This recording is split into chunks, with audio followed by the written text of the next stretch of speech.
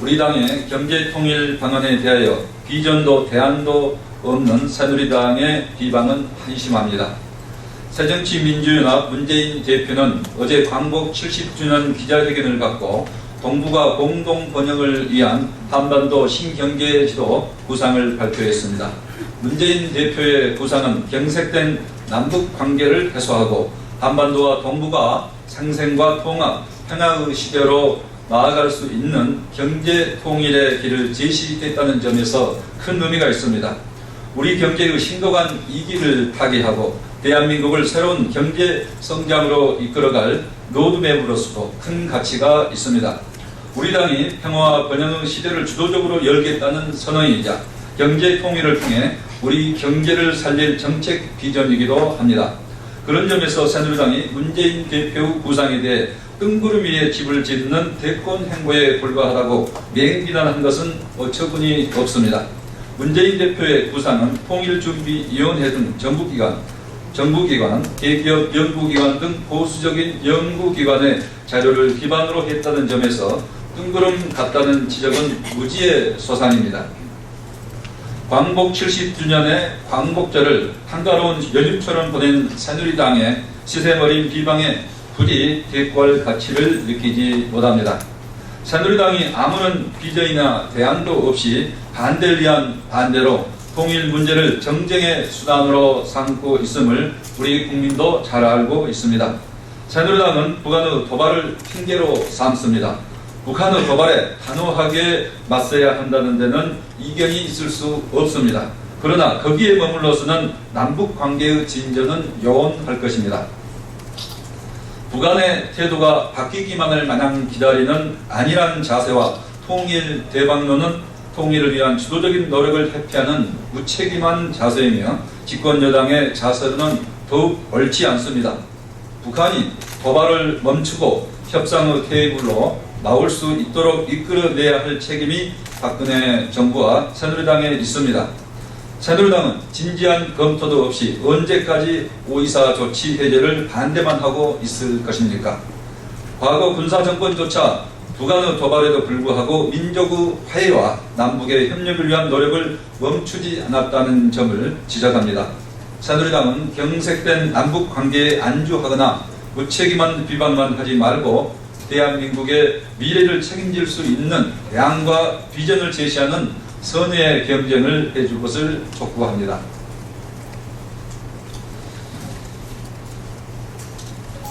다음은 담합 건설사 면죄부 주고 경제정의 훼손한 박근혜 대통령의 8.15 특별사면에 대해서 논평하겠습니다. 박근혜 대통령이 이번 8.15 특별사면에서 담합 건설사에 대한 공공기관 입찰 제한 조치를 풀어주면서 사면 대상에 앞으로 담합 사실을 자진 신고하는 업체까지 포함시켰다고 합니다. 건설사 입찰 담합에 대한 엄격한 잣대를 적용할 것이라던 박근혜 대통령이 입찰 담합을 저지른 건설사가 가장 두려워하는 징계인 공공기관 입찰 제한을 풀어준 것은 참으로 황당합니다.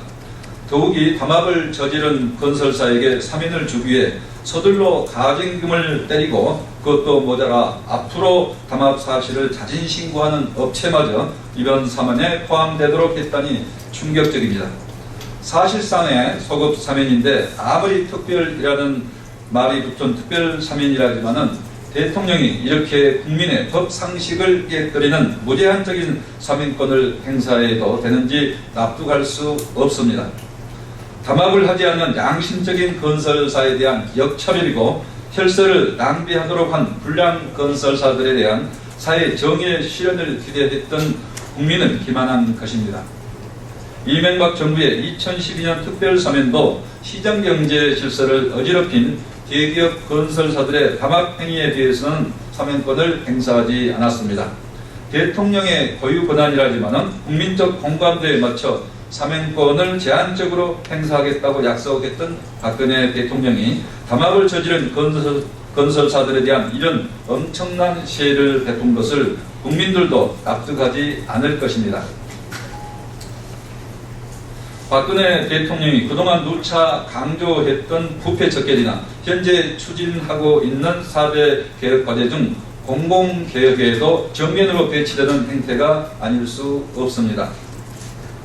국가 예산을 낭비하도록 하고 시장경제 질서의 근간을 뒤흔든 중대 범죄를 저지른 사막건설사를 도대체 왜 사면해 주었는지 대통령은 분명하게 해명해야 할 것입니다. 아울러 이 기회에 이번 특별 사면에 포함되었으나 공개하지 않는 경제인 사면도 모두 공개할 것을 요구합니다. 이번 특별 사면에 포함된 경제인들에 대한 국민적 의구심이 커져가고 있는 만큼 굳이 밝히지 못할 이유가 하등 없다는 점에서 정부의 빠른 공개를 촉구합니다. 오늘 최고의 결과를 말씀드리겠습니다. 오늘 최고위원회는 최근 들어 급격한 사회 문제로 대두되고 있는 재벌의 지배구조와 관련된 개선 방안을 마련하고 이를 입법으로 추진하기 위해서 당내 재벌개혁특별위원회를 설치하고 박영선 의원을 위원장으로 임명했습니다. 이상입니다.